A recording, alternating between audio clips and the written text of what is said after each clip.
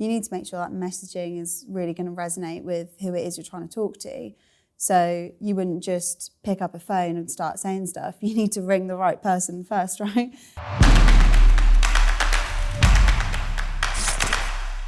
So we recently did a massive overhaul on how we create our personas, because Emma and I are super passionate about why they're so important and how fundamental they are to any design and marketing project.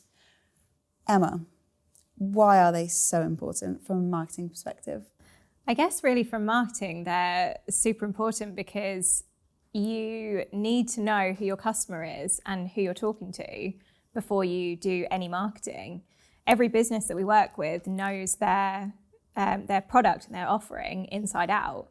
So they just assume that everybody else in the wider world does know that as well, which is not often the case. So understanding who your customer is and growing that persona and understanding the personas will give you a really big head start in promoting your business. What about from a design perspective? Yeah, I think you're exactly right. I think that a lot of businesses will talk about themselves and their products, but you need to make sure that messaging is really going to resonate with who it is you're trying to talk to. So you wouldn't just pick up a phone and start saying stuff. You need to ring the right person first, right? I think from a design perspective, we need to understand who the audience is so that we can design accordingly. I wouldn't design a poster for an elderly couple in the same way I would a student. The messaging is going to be different, the imagery is going to be different, even the sizing to a certain extent, depending on where it's going, is going to be different. So you really need to understand who your personas are. We didn't introduce really what a persona is. Do you want to take that one? Yeah, sure. So a persona is a fictional representation of your audience base. So there could be 2 personas, you could have 6 personas, but it's kind of your way of understanding who your customer is, understanding how they access your business, the best way to approach them, the best way to communicate with them and understand them. But also it's a really good way for businesses to kind of get a bit more personal with their customers. And it's also a really good way of identifying not just who your audience is now, but who you want them to be in the future. So especially if you're, well, I was going to say if you're a startup, but I guess if you're just a hungry, ambitious company that wants to continuously grow, then it's something that you always need to be aware of, because who you're talking to now might not be who you're going to be talking to in a few years once your company's grown.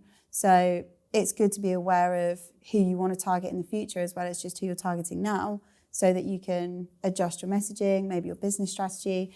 Everything really needs to be based around your personas. It's massive. Yeah, absolutely.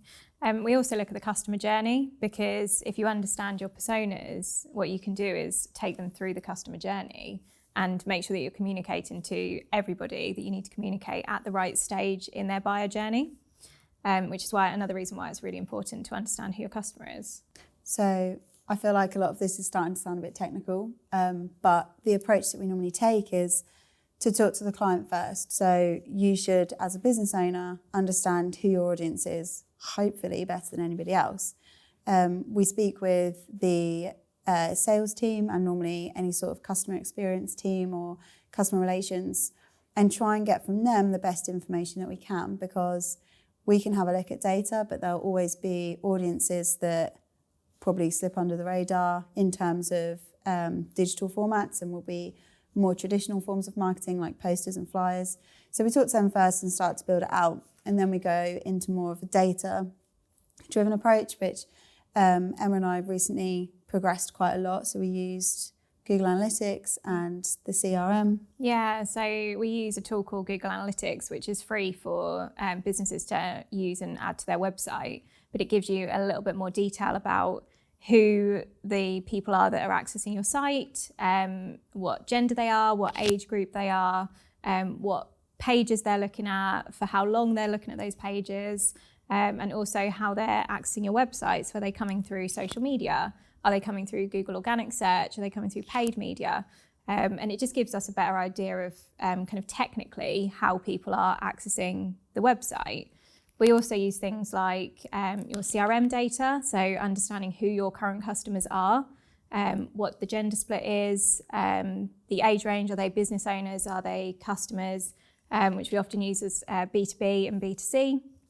And we also used things like reviews and what's the surveys that they use, the customer surveys.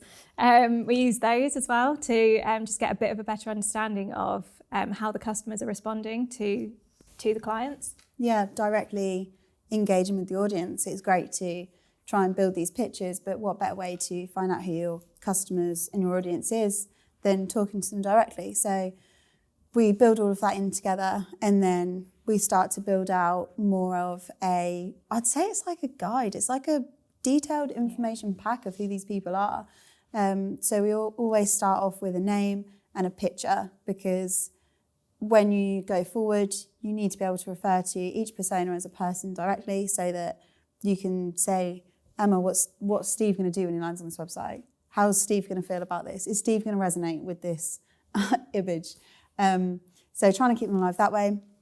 We then also put all of the data in there. So like Emma said, how they've come onto the website, how best to target them with further marketing, but also insights as well. So we live by our insights within our company internally, but we've started to put those into our personas so we can figure out the buyer behaviours and how best to communicate with them, what they're going to like in terms of if they want loads of detail or if they want to feel safe and more emotional support.